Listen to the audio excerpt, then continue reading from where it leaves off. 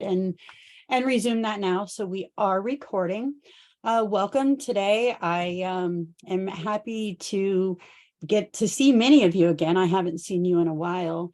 I am now in Boston, and I was just telling Andrea that it's 60 degrees here today and sunny. So I'm sorry to all of you that are, locked in at home or that are there in the office and it's a nice cold day for you. We have instituted Google assignments at the university, and it is essentially taking the place of Turnitin. So for any of you that were utilizing Turnitin before, I'm sure you've now noticed that it was no longer in your courses. And I've worked with some of you already as figuring out how to replace Turnitin. Many of you are new as well. So as we move along through this training, please put any questions in the chat.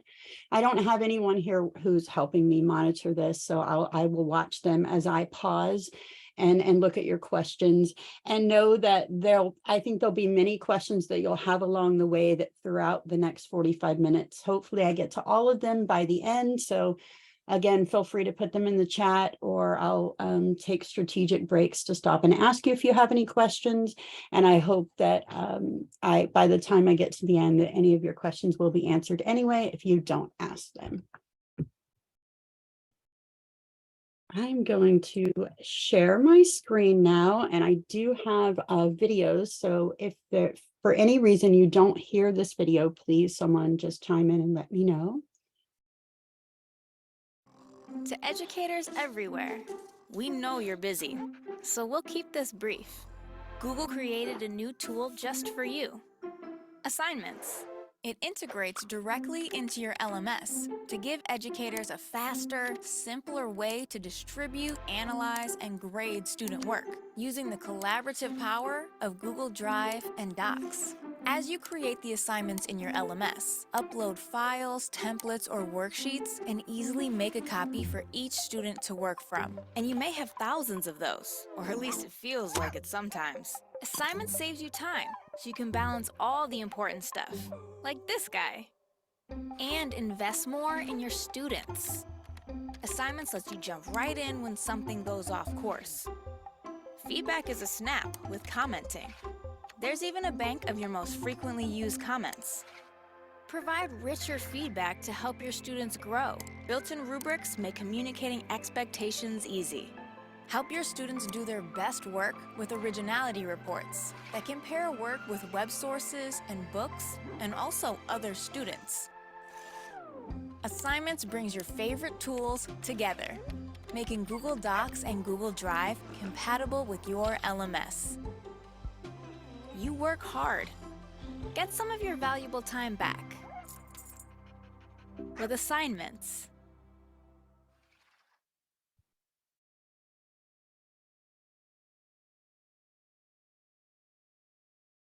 Welcome to Google Assignments. This tutorial will show you how to use assignments in your LMS after your admin has turned on the tool within your domain. Let's get started by opening your Learning Management System, or LMS. Assignments is compatible with LMSs that support Learning Tools Interoperability, or LTI 1.1 and higher. But for this video, we'll be showing it to you on the Canvas LMS. Navigate to where you would create a new project or classwork. Fill in any important information as usual. For example, project name, description, and point value. Now, here is where the magic happens. Click the box for External Tools and select Google Assignments. From the prompted window, make sure you are signed in to your G Suite for Education Google account. A Google Assignments window will pop up and show you all the project customizations you can enable, like originality reports, file attachments, rubrics, due dates, and so on. If you're curious about the awesome functionality of originality reports, check out the short originality reports tutorial video. Select, turn on, or edit all the relevant options for your new project. In this case, we'll turn on originality reports. Upload files like templates or worksheets, and Assignments automatically makes individual copies for each student labeled with their name and organized into their Drive folder. Take full advantage of G Suite tools by adding docs, slides, sheets, and even sites templates for your students. You can also quickly upload or create a rubric to help you with grading this schoolwork. Rubrics within Google Assignments automatically sync with your grading system in your LMS, a major time saver later on. Once you're done, click Create. Back in your LMS, click Publish or Save. We hope you found this tutorial helpful. Remember, you can always find additional support in the Help Center at support.google.com/edu/assignments. I am going to pause right there before I get into an actual live demo that is in our instance of Canvas, and just ask if any of you have any questions at this point on Google Assignments. Yeah, sure. Speak. Unmute and ask away. I'm sure it is, because I'm kind of trying to find it right now off the cuff, but Okay. is Google Assignments compatible with Microsoft Word as well?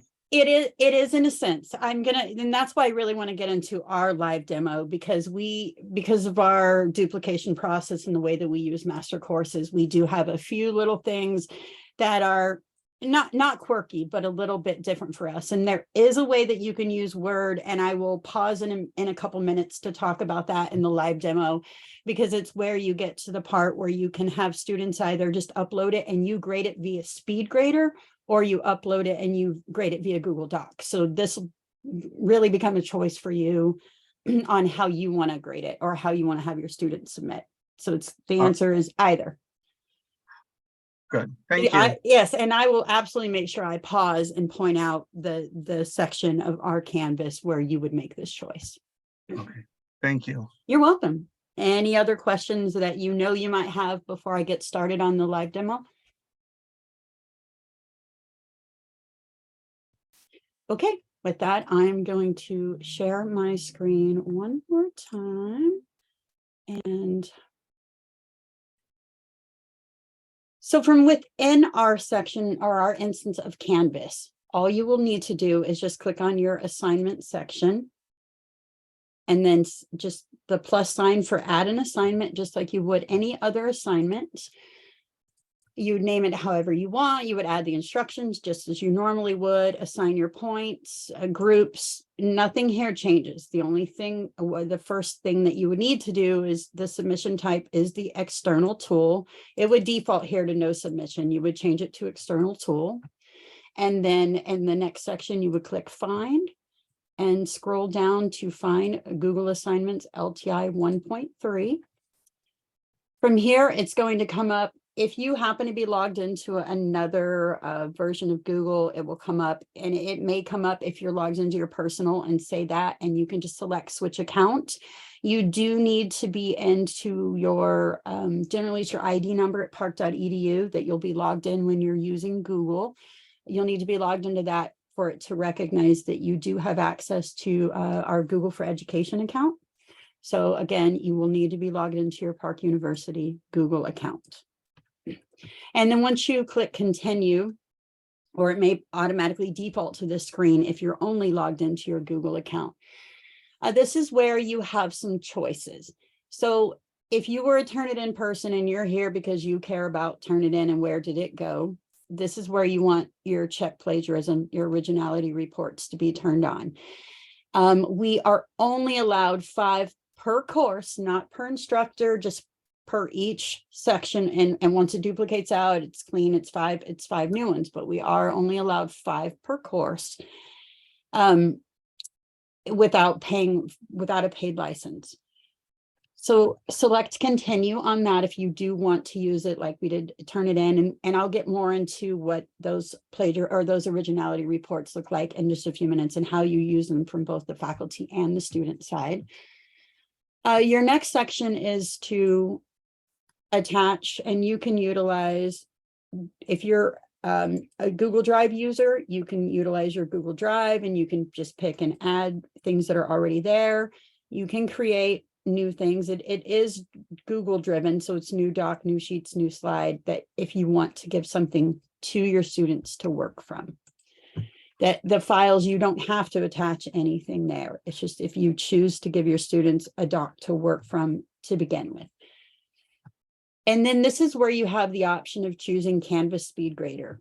For those of you that are still needing and wanting to use the Microsoft system, this is where you're just going to stick with what you already know, and that is Speed Grader, and that will let they're converted in as view only files, and you see whatever the student uploaded just in that Speed Grader view, and you can still click through and grade the way that we typically have.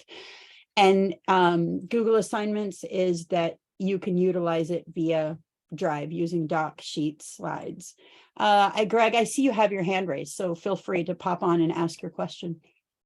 All right, thank you. Mhm. I just wanted to ask, so the up at the top there where you've got the files, Yes. so we've gone in as the instructor and we're adding this Google check Mhm. using Google Assignments.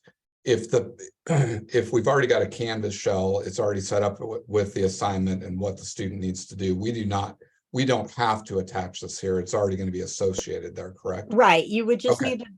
need to turn it on as a Google assignment. You still need to add the external tool and use the Speed Grader if you want to use it that way for the original. Right, but it's going to already be associated with the assignment description. Correct. Yes, correct. Okay. Yeah, you don't have to make that change. You're welcome. Thanks. And so from here, I'm actually going to choose Google Assignments in this instance, because this is where, if you are choosing to switch to Google Assignments, I need you to pay attention, because this will solve you from having to email one of us and say, I broke it. Your total points, or whatever your total points are in Canvas. And this is where, especially for Park University and my course developers, be careful when it says due date here, because you have to enter your due date, but it needs to match what's local to Canvas. So for those of you that are course developers and we're using those old 2015 dates, they need to match that here. If you're a face-to-face or blended or even online, but you're not using a master course that duplicates out, the due dates still need to match what's in Canvas, but it's less important for it to matter here. But it's just kind of like the Turnitin was the same way. Those due dates needed to match or it breaks the assignment. So you would want it to, whatever unit this was, just January of 2015 or however that was at the time. If any of you are confused by that due date thing, I'm happy to talk with you separately on that. But I think most of you know about our quirky due dates.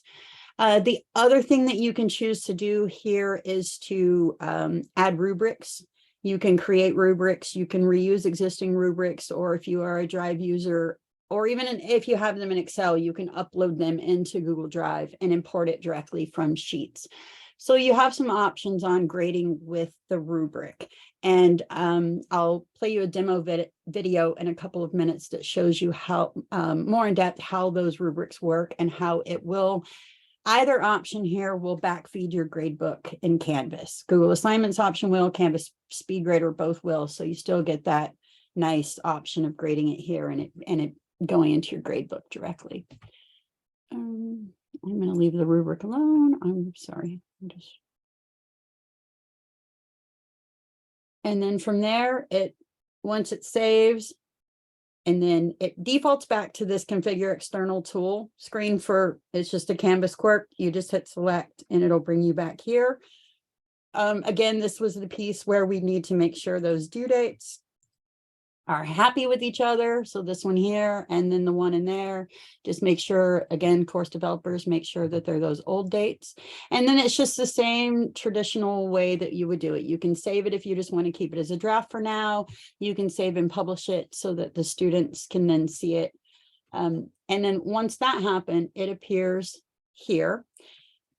Similar to the way Turnitin, you'll start seeing as students submit, you'll start seeing their submissions, and you can interact right on this page with the student assignments.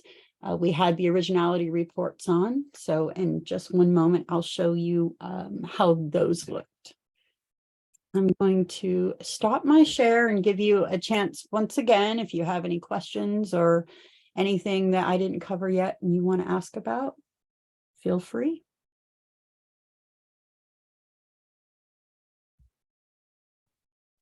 I think there's a question in the chat, Melanie. Oh, okay. I'm sorry. From John Segas. Yes. John, I do believe that they are, the rubrics are visible, the students see it. I didn't attach one, but from the, let me share.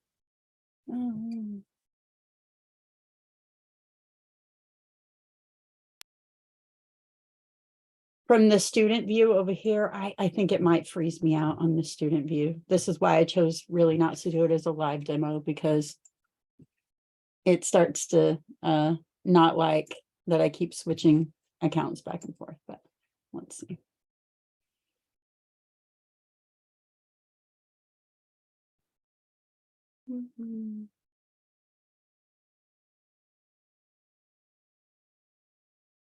Maybe.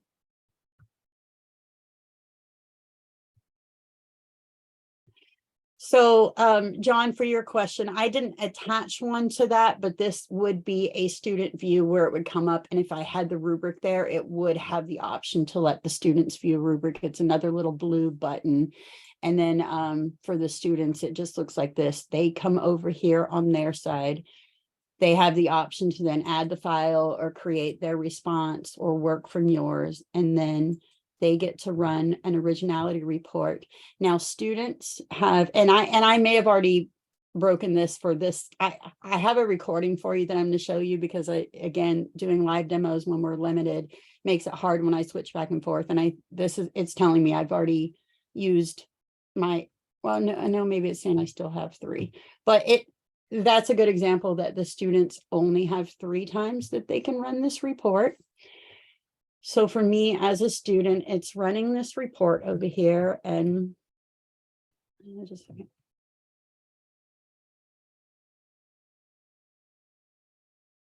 And then as a student, I can see, and I didn't really upload the best example of something that's going to show all the issues that a student might possibly face. But this is where the student, me in this instant, I can see what it says. I can click edit down here, and right from within Canvas, I can start looking at, okay, it's suggesting that I change this or that. And so I can make the changes right within Canvas and then just resubmit it to the instructor up to 3 times. I can do that as a student. So for those of you that are interested in how this is replacing Turnitin, that's our example of how it is replacing Turnitin in the sense of the plagiarism detection. It just works in a different way, and that it allows the students to run those reports live right as they're doing it, and they don't have to come back like Turnitin, where they had to come back and download those reports and then rewrite it and re-upload it, assuming the instructor was allowing them to re-upload it. Google by default is hoping that they're running those before they ever submit it to you, and trying to work through any of those types of flagged passages and quoted content. With Google, it is currently only looking at everything it can find on Google. We did not authorize or sign up to have any kind of student repository that keeps our students' papers and then checks them against each other. It is an available feature for us, but we do not currently have that turned on. Give me just a second to read John's next question. Also, Melanie, I know that Yes. Google has quite a few already created video tutorials. Is there something like that to demonstrate to students how to walk through this, so that we could just plug that into our courses as well? There is, and we have, so this is a page that we currently have set up over in Freshdesk. It's more for our faculty, but I've recently brought up that we need something along the lines for students too. And we were kind of talking about, where does that responsibility lie, and making sure that we have something like that set up for our students to go to. But that is something that Jared Flaherty and I have been talking to, is what we need for our students. So John, I see your question in the chat, and it's, how does Park feel about students submitting a Google Doc which doesn't actually reside in Canvas? We've requested that students submit work directly to Canvas, so there is a record of their work. And with that, maybe I believe Emily is still on. I don't know the answer to that. I hear what you're saying.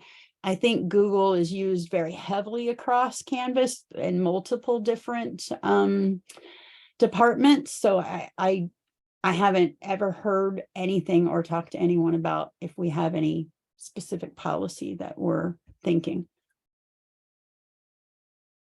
Emily, are you still on? I am. Would you repeat that point about policy? Well, John Sigas had a question in the chat that is, how does Park feel about students submitting a Google Doc which doesn't actually reside in Canvas? We've Right. always requested that students submit work directly to Canvas, so there is a record of their work. And I know on this one with the Google assignments being tied in as an external tool, that record is going to still be in Canvas. Okay, good. Yeah, and they would Uh, ostensibly be using their Google Doc that's associated, hopefully, with their Park email. Right. But And then Greg, I see you're putting that you require students to submit Word, Excel, or PowerPoint. So did you use that frequently with Turnitin as well? Yes. Okay. Yeah, we did. So, and I know I specifically did a night with your college specifically, I think it was the quarterly meeting or something, because I know your department or your school has had a big concern with Turnitin going away and how it's utilized. And that's how we know the Word and Excel and PowerPoints can still be uploaded. You just set that Google assignment up as the speed grader version. Right. And so it's Okay. still, if you want to use that, it'll still let you. Okay. It's just if you select that Google option that it's yeah, that's where it's gonna get and Okay. then let them pull it in from their Google Drive, which flips. I know Andrea Lee that I see up in my top left corner has been asking me for like the last 3 years, how do I get Google Drive in my course? So I can, it's one of those, some want it, some don't. So we're just trying to find that kind of middle ground of what everybody wants and to give you all still your options without Turnitin. Any other questions on this now? John, did we answer your question on the policy? Because I know I didn't really know the answer to that, short of saying the it is policy that doesn't exist. right. The policy that doesn't exist, and me saying that the record is still in Canvas, even when we use that Google I Docs. think answers the question, Melanie, because I mean, we just think about that from a grade appeal standpoint in particular, but okay. Yeah. Yes, John, you're right. If Emily can't, there won't be an answer. Okay. But yeah, I mean, yes, from the grade appeal standpoint, we can see it in Canvas, and we can see those records even from what the students submit via their Google is still shown in Canvas. Okay, with that, let me show you, for those of you that are going to use originality reports, let me show you what those look like. I clicked into it briefly to let you see it from my side of what a student will see it as, but let me show you how it looks from the faculty and the student side.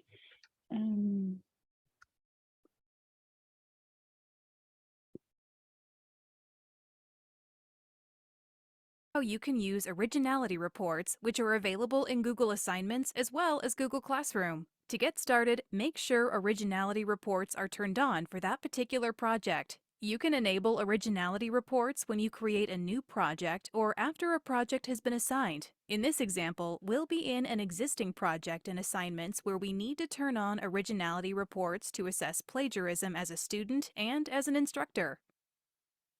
To turn on the originality report in an existing project, find the archive of your class's assigned projects. Go into the desired project by clicking its title. In the Assignments window, find Originality Reports and click the circle to the right of it to turn it on. This will let students scan their own work up to 3 times before turning it in and will automatically provide you with a report for each student file submitted for this assignment. Next, let's quickly go over how a student uses originality reports. Once a student adds a file to the project, they can click Run Originality Report to run a report. It may take up to a minute to process as it's searching for matches across the entire web. If you have a G Suite Enterprise for Education account, it will also search your institution's collection of student work to assess any student-to-student plagiarism. If the report finds web matches, the student can open the report to explore further. They can then edit the assignment to make any needed revisions or to add citations. Once finished, the student then submits the assignment for grading.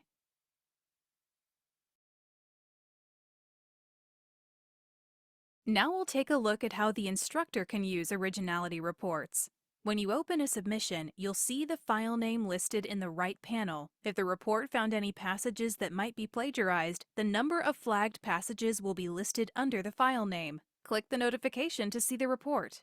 You can view the flagged passages as a number or as a percentage. This is the default number view.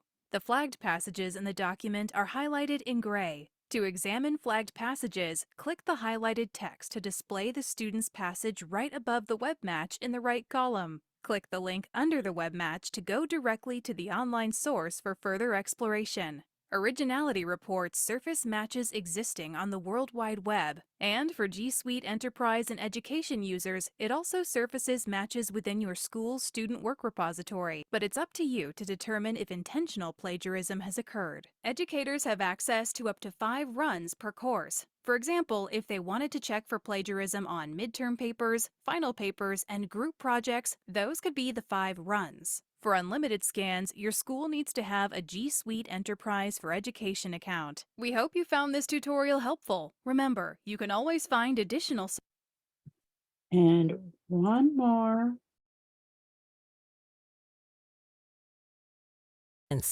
This tutorial will walk you through the grading features included with assignments. Let's get started by signing in with your G Suite for Education account and opening a submitted student document. First, click the name of the assignment you're working with to display your class roster. And I'll just pause to remind you that you would have this view directly from your Canvas assignment as opposed to going to the assignments view. We've only integrated it within Canvas, which lists the submission date and status for each student. Next, click on the name of the student whose work you wish to grade. You have all the intuitive editing features that come with G Suite, along with autosave, so you won't lose any of your input. For example, you can turn on suggesting mode to track your direct edits to student copy.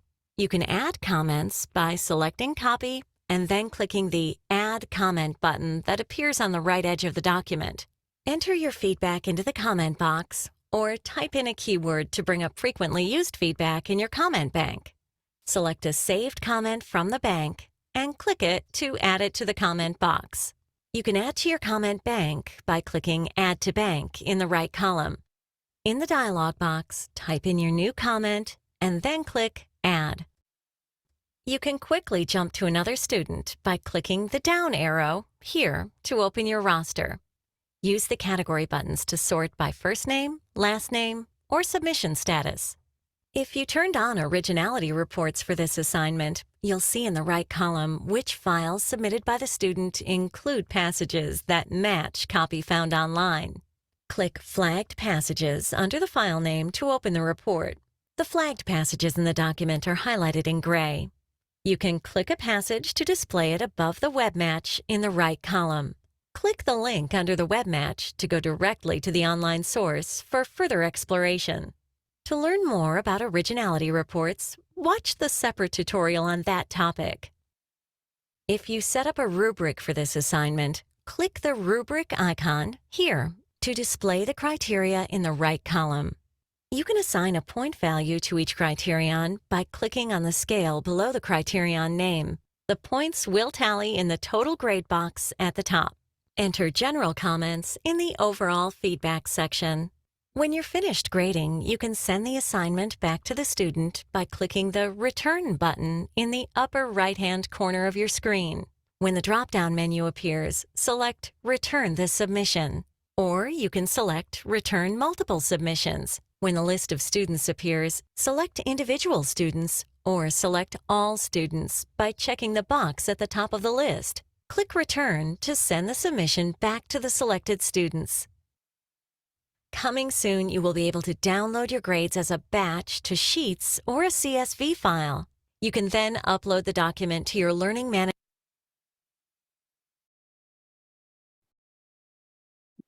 Well, that is the full overview of Google Assignments as it exists for us now. They are coming up with more features that are, like at the end of that video, they're always talking about more things that they'll have, but that's everything that we have now. Are there any other questions or anything you'd like me to go over more with you?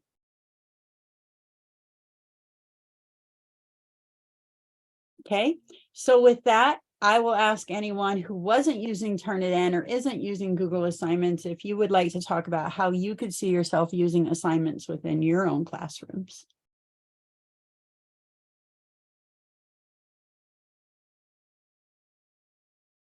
Or if you were using Turnitin before, can you see how this could become the replacement for Turnitin? Melanie, thank you Mhm. for doing this, because I Sure. was looking for a replacement on my own for Turnitin, of, searching free accounts for teachers, Mm. professors, that kind of stuff. Right. So this will be a good help, especially for the bigger, maybe final term papers or Mhm. midterm papers or something like that. For me, especially since it's kind of, you showed me how it's compatible with Word. Right. And it's nice because for those, I can say, okay, everything else, you guys, I'll take a Google Doc or a Microsoft Word doc. But for Mhm. this, it has to be, Word, especially since we have that we switched to Outlook as far as an email thing for Right. everybody. Right. So thank you for this. I mean, it was extremely Welcome. helpful for me. You're welcome. Anyone else out there care to share how you could see yourself using this in your classroom, or if you think it's going to be acceptable to replace Turnitin? I know there's been a ton of concerns with that going away. I just have a quick question, Melanie. So if Sure. we wanted to use, what are the options if we want to, or I guess, are there options for mix and matching? So let's say I wanted to use Google Assignments for to research papers or projects that I have in my class, but I also wanted to have other great assignments that were not Google Assignments. Will that affect the gradebook in Canvas? No, it'll work seamlessly Okay. with that. Perfect. If you have SpeedGrader for this one and Google Assignments for that one and nothing for this one, yeah, they'll all work seamlessly. We haven't had any issues that have been reported with that. And I think it used to be limited to 3 assignments, and then they upped it to 5 assignments that you could have. So it's been working seamlessly. And I first began testing this in November of 2019. So I haven't seen that become an issue. That's what I wanted to hear. That's great news. Right? Thanks so much. Yes. Thank Yes, you. you're welcome. Any other questions? Joe asked, does Google have auto grading feature for short essay questions given the current advancement of AI like ChatGPT? Oh, ChatGPT, such a huge topic in my entire world of professional development. I haven't seen any kind of auto grading feature, nor have I seen Google come out with anything that allows students to just auto submit or to completely just use their voice and submit it via Canvas. I think we're still safe from the artificial intelligence doing the students' work right now.